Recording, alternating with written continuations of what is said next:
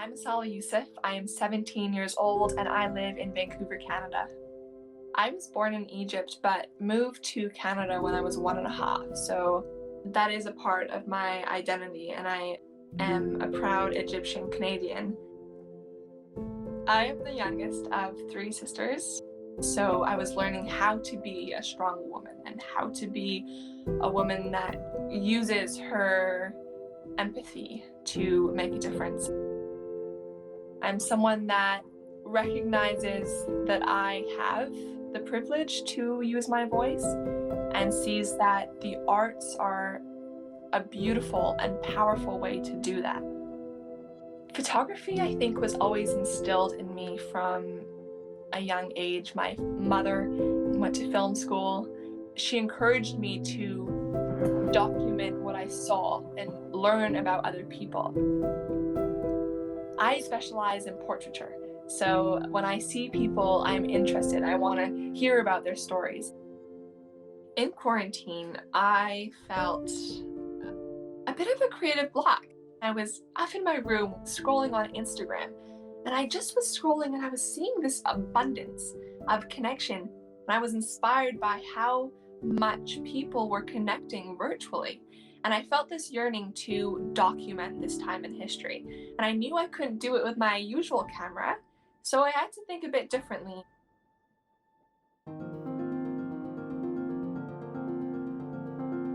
Then came Screenshots of Home, a photo project that documents and takes portraits of people all over the world over FaceTime. Through this experience, I've really shared conversations, I've shared challenges, I've shared joys, and heard from stories all over the world about how this experience of living in quarantine has been like for people. This photo project was a vital part of my experience in quarantine because I was feeling anxiety, stress, overwhelmed, but by doing this project, it allowed me to take these feelings, recognize them, but also see that through difficult times, we can turn it into resilience and use our art to capture historic moments. After doing this photo project, I learned how to reach out to people. I learned how to photograph people virtually, and I also learned how vital connection is.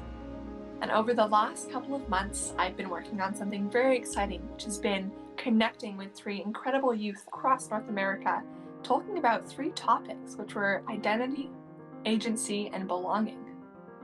Through photos and through conversations, we've really been exploring the stories of these 3 young people.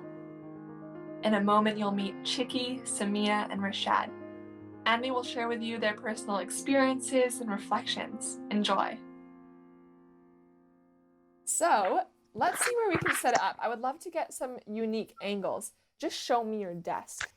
Oh my gosh, Rashad Evans, CEO. That is amazing.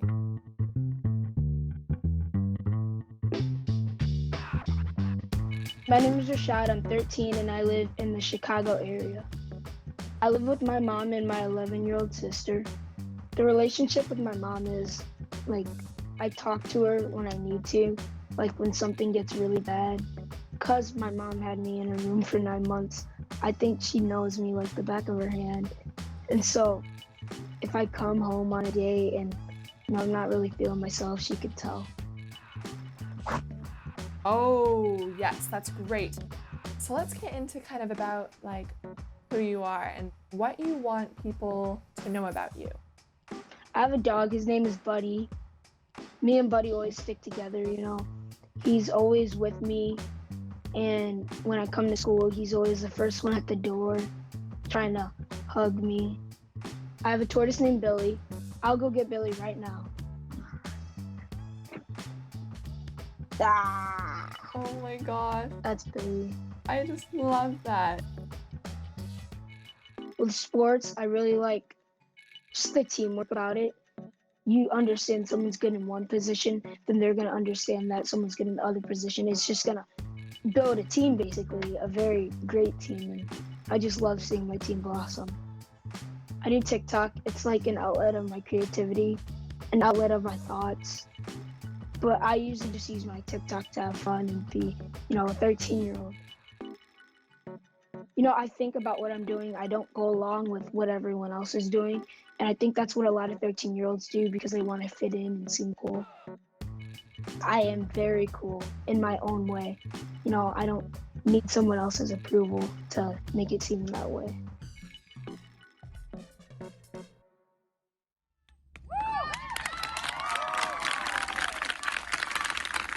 Thank you. So in the summer, I was invited to speak at a Black Lives Matter rally, and it all started when Ahmaud Arbery and George Floyd got killed. It scared me because they're Black men just like me, and knowing that that could happen to anyone, including me, including my dad, including my grandpa, it just really scared me, and it made me want to stop that. It just made me want to end it. I, as a 13-year-old Black male, shouldn't be protesting this in 2020.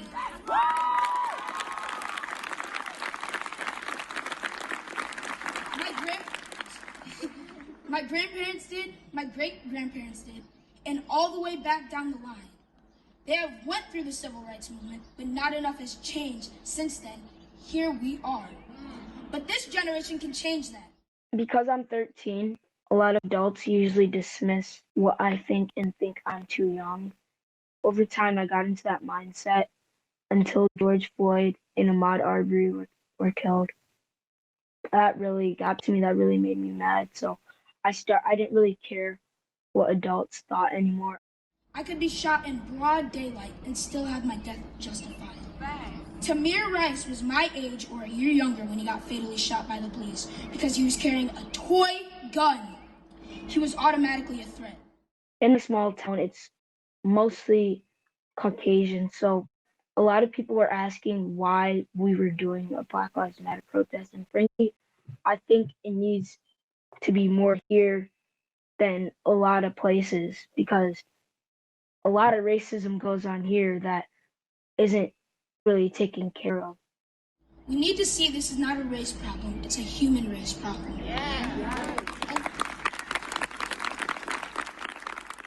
When I was 10 years old, I started a business. It was window wall cleaning, and I got all kinds of animals out of window walls. I even got a chipmunk out of there before. And I just, I just loved doing it because I loved animals. I started knocking on doors to ask people if they needed their window wells cleaned. I was only 10, so my mom drove alongside of me to make sure I was okay. I knocked on her neighbor's door, and she abruptly declined. I didn't think anything of it, so I kept going. I later on found out that person called the police on me because she thought I was casing the neighborhood for robberies. Wow. I didn't fully understand the impact at that time. I was confused. Why would they do that? I wasn't doing anything but trying to start a business. But my mom was very upset because she knew, and now I know, and now I do too. If it had have been a 10-year-old white kid, she would have assumed that he belongs here. But I do too. I think children should be told about racism, the full story of it, so it won't repeat itself. Because if you hide it from a child, they're just going to do it thinking there's nothing wrong. And that's actually happened. If you don't teach it, then it will just be learned either way. If you don't say it's wrong, then people are going to be like, or friends, even friends, are going to be like, oh, yeah, it's fine. It's just a joke. No, it's not just a joke. It's racism. Our generation has to take a stand against this. And if we unite now, we will be unstoppable. My peers, if you hear anyone making racist comments, say something. Stop them in their tracks, even if they're adults. Our grandparents' parents' generation will not change this. They're stuck in their ways. It is up to us. Let's create a new world for us and our children in the future.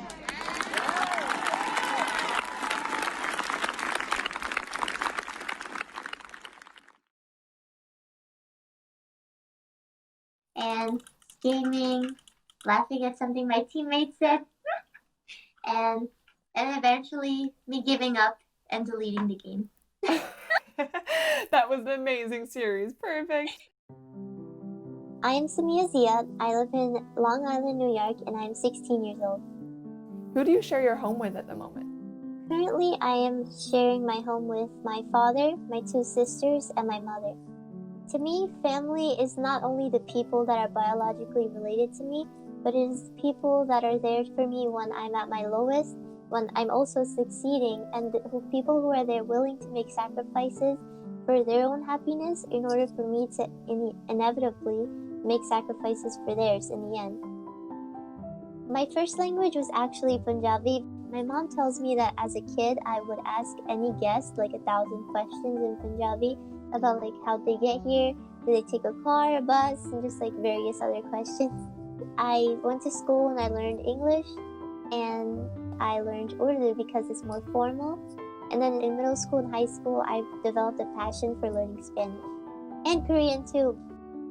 Mostly because I've been surrounded by such a diverse pool of people my whole life, and I want to know more about them. I want to show them that I'm not just learning their language to, just to mess around and find funny words, I want them to know that they are loved, they're cared for, and that their energy is being matched. Your wall behind you. What does this wall say about Samia? So the wall behind me says a lot about Samia actually. As you can see, the awards are higher up on the wall, and it's mostly to show that on the outside, which is like at the tip of the iceberg, you see all the accomplishments, you see the good part, but then you don't really know who I am. And there's just so much about me that people don't know, and aside from, the girl who gets a lot of awards and stuff.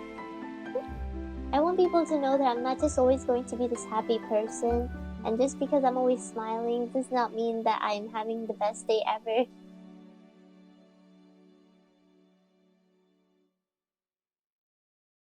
I am Samia, a Muslim teenager living in Long Island, New York. My parents are from Pakistan and I was born and raised in Brooklyn.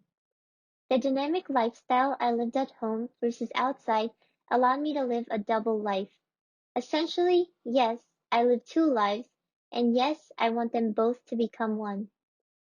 My story relates to the beliefs and values held in my home, not in Islam or Pakistani culture specifically.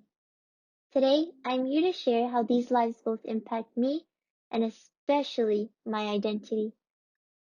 First, a little bit about my experience in the family.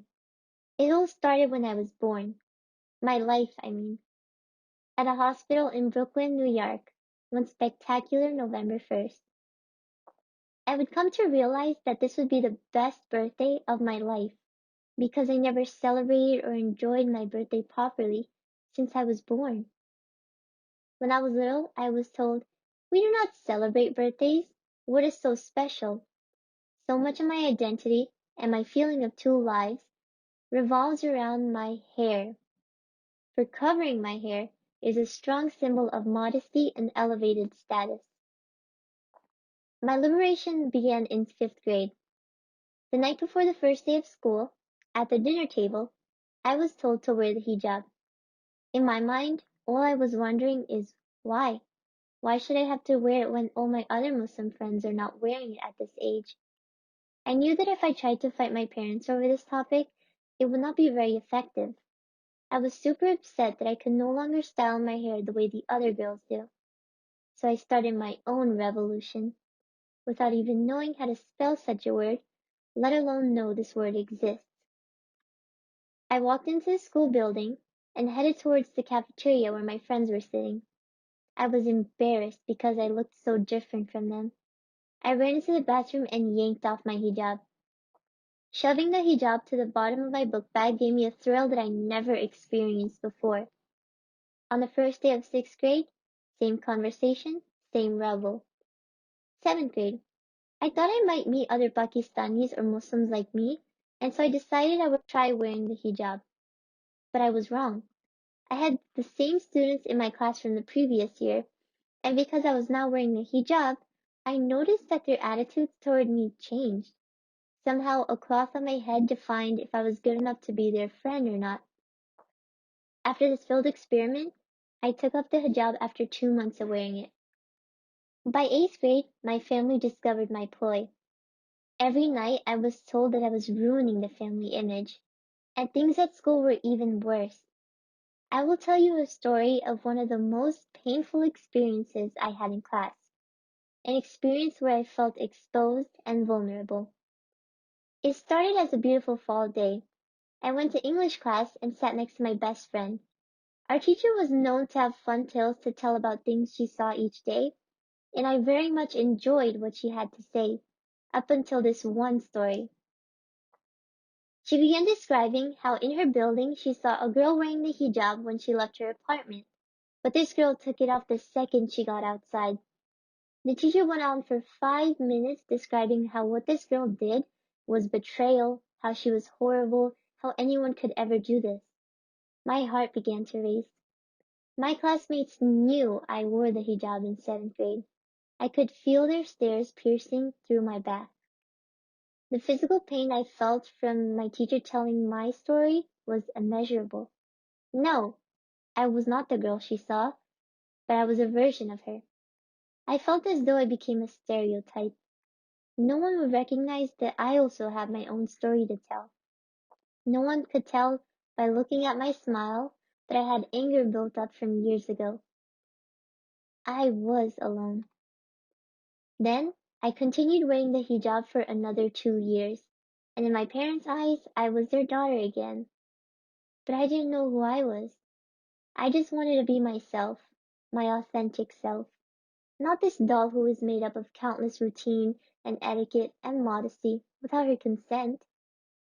But my story also has some light. Through all of these difficult experiences, I have learned more about myself and others. Some things I've come to realize are even though I received everything I ever wanted, the car, the house, the objects, none of it made me happy. I realized that sharing my story is powerful. Maybe it will encourage other girls to share their stories. That is the way we can combat stereotypes. Stereotypes create boundaries that keep me from being me, wearing what I want to wear and doing what I want to do. When I decided to tell my story, I decided to reveal what was behind the curtains. I wrote an Instagram story about my reality and what caused me pain and what made me happy. It was the first time I told people who I really am, and I felt like a weight was lifted off my shoulders. I felt honest. I would not have told my story if it weren't for a few special people. Firstly, the unnamed family members who planted the anger. I must acknowledge that they are a big part of my identity. My mentor or friend at NXU, a community organization that helps young people find purpose in life. Without my mentor's kindness, sympathy, and overall interest in how I was doing, I would not have been able to recognize that despite our differences, I could still connect with them. My mentor constantly encourages me to step out of my comfort zone and cheers me on in everything that I ever tried to do. And the kindest club advisor I've ever met, who did something she may not even realize was powerful. The two of us were discussing college essays, and she began describing the college essay that had the largest impact on her. She said the essay made her feel emotions. In that moment, I realized that my story of not having the rights to my own hair can be immensely empowering.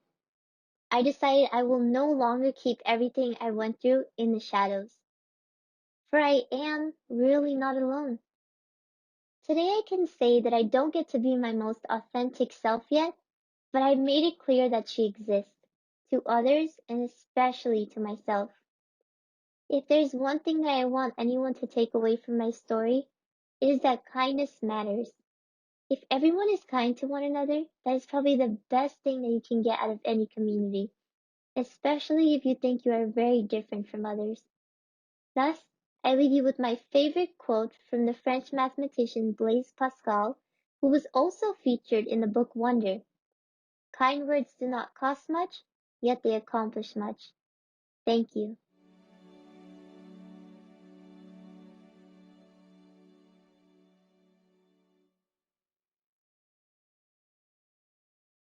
Okay, let's do some more of that dancing. That was just too good. Oh, so good. I'm Chiqui Diaz. I'm 15 years old and I'm in California. My full name is Christina Pilar Diaz, Spanish name. My dad's from Spain.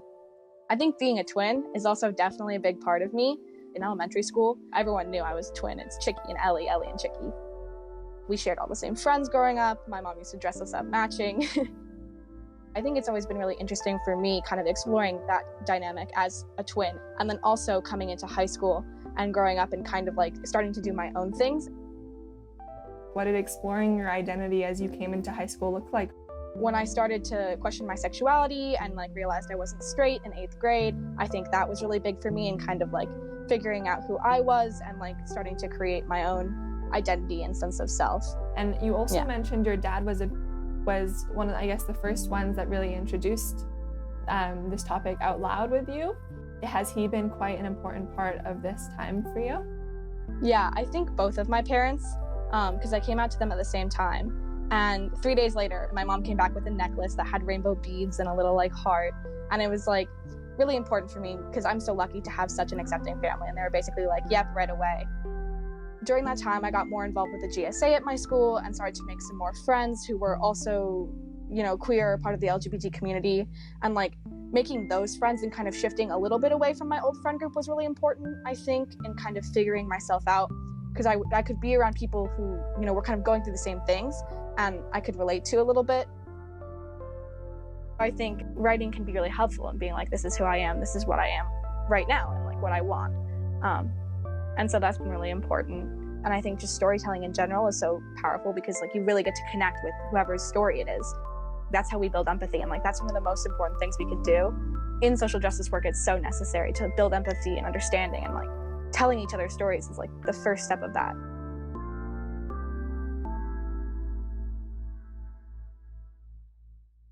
Belonging. Belonging was a dream, a fairy tale, something that I was never able to attain or achieve. Belonging was a seat at the table, a seat I wasn't given. Belonging was a label, a box that I could fit in if only I squeezed enough. Belonging was conformity, a strict and rigid uniformity, just be like everyone else, or else. Belonging was perfection. It was a constant correction so that I could be the ideal me that everyone accepted, checking off all of the lists that everyone expected, doing everything I could to try and make a connection to feel respected. But in the end, I was rejected. I didn't belong. Not in the conversations where I would simply exist, biding my time and biting my lip when I finally spoke. Nobody listened, lost in the words, separated by distance. I didn't belong. Not at school, in the halls where I moved around, head down, pushing through the crowd, disappearing into myself. Always trying to excel, but at the same time repel unwanted attention. Why the apprehension? I wasn't always like this. I didn't belong. Not praying in the pews next to people who probably wouldn't approve of who I love or what I do. Time spent in Sunday school. I couldn't follow those rules, feeling like a fool. My fate was cruel. I didn't belong. Not at the sleepovers, long hours into the night, braiding hair, truth or dare, who do you like? They all seemed to enjoy those talks about boys, so why didn't I? I didn't belong. Not at lunch, unsure of where to sit, a pit settling down into my stomach. I'll admit, of course I had friends together because we'd always been from kids to teens, but 5 so different from 15. We weren't the way we used to be. I didn't belong. Not at the weddings, full of friends and family, but I just looked around to see pieces of what could never be. Marriage. Something that wasn't built for me. It's destiny. I knew that I could try and try, but I would never get to be that perfect bride. It only made me want to cry. I didn't belong. Not at the pep rallies where everyone was just so happy. I wanted it badly. Just fit in and put on a grin, but it all felt so fake and I needed a break. I didn't belong. Not in my books or in the TV, waiting 5 seasons just for a glimpse of a character who loves like me, a single kiss. No space for my community, pushed off of the pages of our school books and histories, no room in the narrative, no reflections of me. I didn't belong. Not in my classes with whispered words and offhand comments, always meant as just some nonsense, but even when it was unconscious, it hurt more than any toxin toxic. Can't you take a joke? I broke, I didn't belong. Sometimes, not even in my own head, filled with a certain existential dread, awake at night, I couldn't look up ahead at my future. Unsure and unsteady, I felt misled. Sometimes I thought I belonged, and then the thought was gone, tread upon by my worries and fears. Why would they like me? I'm too butch or too ugly, too awkward and clumsy. I talk too much, and what I say isn't funny. I'm too weird and too queer and just too much, but never enough. I don't belong. I need to stop. Take a second to pause, a deep breath, because belonging, it isn't what I thought it was. All along, I was wrong. What does it mean to belong? Belonging is something we create. You and me. Belonging is community, collectively. We decide to belong. Belonging's a mentality, it's symphony. All of our beautiful music coming together. Belonging is fluidity, changing from one moment to the next. Belonging is human, incredibly complex. What does it mean to belong? Belonging is in the air. We live and breathe it, and though we may not always see it, I swear it's there. Belonging is a choice. You have to use your voice to stand up and make a space where everyone belongs. What does it mean to belong? Belonging is the counselor, letting me stay tucked away in their office when it was all too much. What does it mean to belong? Belonging is the teacher who complimented my hair, letting me know that someone cares and they're there, even when I thought no one noticed. What does it mean to belong? Belonging is my newfound friends, sitting in the hallways, at lunch, a chance meeting, a ragtag bunch, where we just get to be ourselves. And no one has to be afraid or contain who they are. It's an escape, and we belong. What does it mean to belong? Belonging is older mentors. There by my side when the going gets rough, ready to help me work through my stuff. Sure enough, it gets better. What does it mean to belong? Belonging is younger friends, the ones I get to guide through their struggles, which used to be mine, and I'll let them know that we'll be all right. What does it mean to belong? Belonging is family.